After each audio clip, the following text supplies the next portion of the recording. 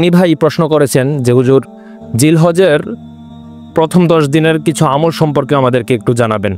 জিলহজ মাস হচ্ছে একটা ফজিলতপূর্ণ মাস, যে মাসে আমরা ঈদুল আজহা পালন করে থাকি। এই জিলহজ মাসটা একটা গুরুত্বপূর্ণ মাস।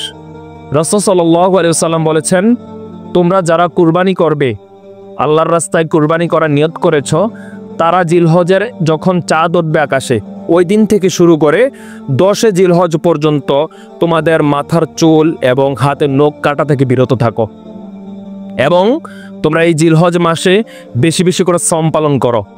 আর এই 10 দিনে তোমরা বেশি বেশি করে জিকির আজকার করতে পারো।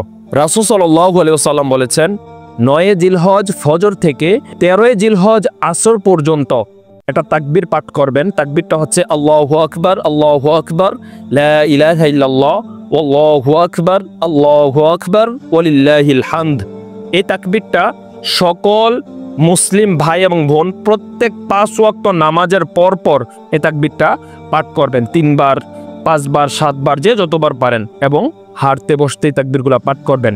এবং 9 জিলহজ আরাফার দিন রাসূল সাল্লাল্লাহু আলাইহি সাল্লাম নিজেও সওমটা পালন করতেন। তো এই রোজাটা রাখার চেষ্টা করবেন সবাই, বিশেষ করে যারা কুরবানি দেওয়ার নিয়ত করেছেন তারা এই রোজাটা রাখবেন মাস্ট।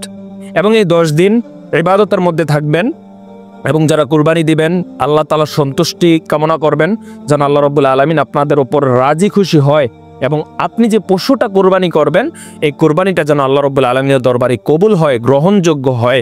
এমনভাবে মনকে প্রসিদ্ধ করে, মনকে পরিষ্কার করে আল্লাহর রাস্তায় কুরবানি করবেন, ইনশাআল্লাহ আপনার কুরবানি কবুল হয়ে যাবে।